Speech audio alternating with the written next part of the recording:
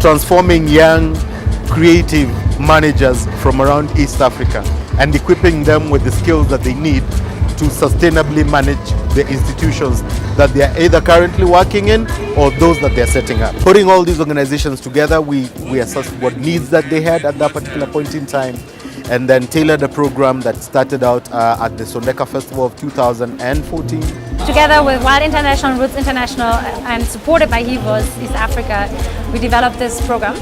The Hatchery is a learning development program for the creative sector in East Africa. The overall objective of the program was to strengthen the creative sector by helping creative sector organizations to innovate more, collaborate more, and find out how they can diversify their business models so that they're not just NGO dependent. The main three pillars of the Hatchery consist of workshops, roundtables, mentorship, meetups, social innovation, and collaboration.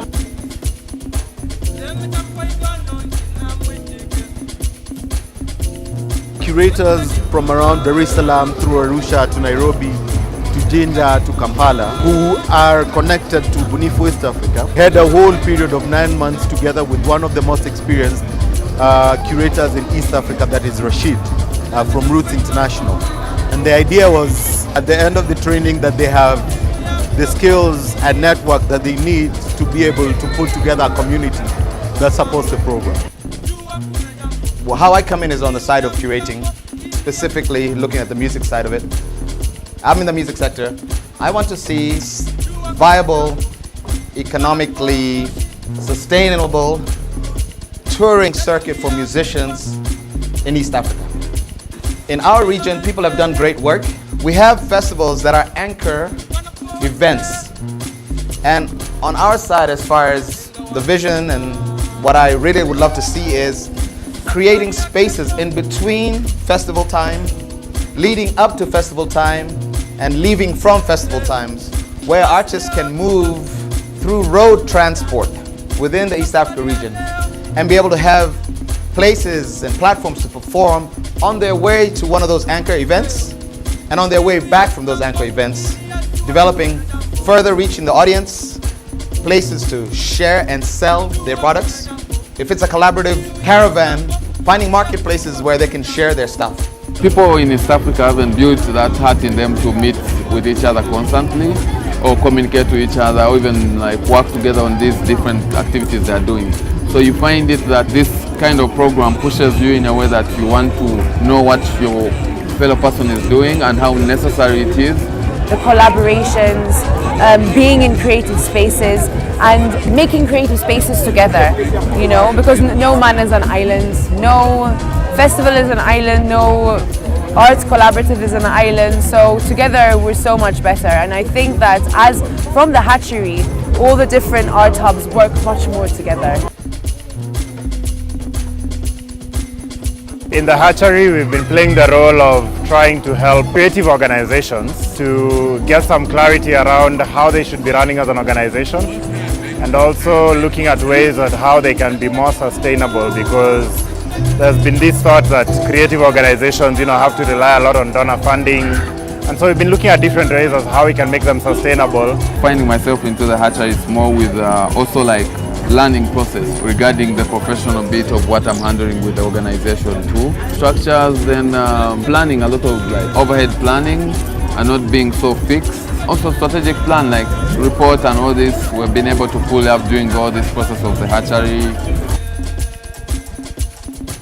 In the creative sector worldwide, you often have more ad hoc innovation rather than structured processes, and we actually can learn from the private sector in this. There's budgets and processes and structures how the private sector innovates, and to bring that back into our creative organizations and see how we can benefit from that is one of the questions that we're working with. And what we've found is there is indeed a space that we can connect these two entities, internet freedoms and the creative industry, in a manner that is both supportive of the work we do in terms of promoting access to information for artists, in terms of creating an awareness of internet freedoms and regulations. From the first phase of the hatchery, we have a list of the eggs that hatch. Ideas that came in slightly unrefined and they came out much more refined. We had a group from Arusha, Save the Underground Artists, and they organized a festival called Okwamta Foundation. By the end of the hatchery, they had already secured a small office, improved on their branding, and developed a business plan that they would go into the future, with. And one of the struggle it was to find an office, because we had no office, because this thing started from the ghetto. He came a man, his name was Moses, here he is. He gave us a space for an office. So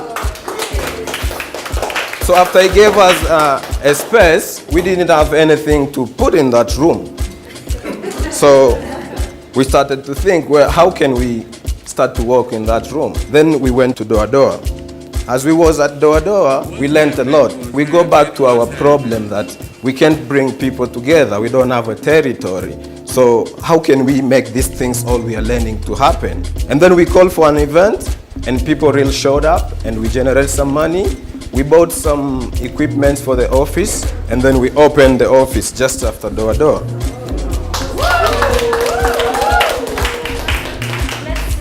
Since the hatchery started, actually for the first time, I've been able to employ someone and I'm paying someone. I've never got a salary myself, but I said I could pay someone for now, such that they can run the activities when I'm not here as I develop my capacity, and then I can see how that can take me. We've seen a lot of organizations slowly begin to turn the wheel, begin to look like stable organizations. I mean, we've had some creative organizations in the region that have been around for close to 15, 20 years. But as they've adopted a new way of thinking, a new way of structuring themselves, we've actually seen a lot more stability coming to these organizations, a lot more innovation. So I think looking forward, we really want to strengthen the research, because we need good arguments and really profound, solid insights on what works and what doesn't, so that we can then strike up new partnerships with governments, with private sector, and also other founders that are interested in supporting the sector. So with Hatchery 2.0, one of the big things we are looking at going forward is creating a better platform for collaboration for artists across the whole of East Africa. During this period, since they've been coming together for seminars and workshops, you've seen them collaborating a lot across countries and begin to do events together, carry out different projects together, and they've been able to have more impact as collective organizations rather than as individual organizations.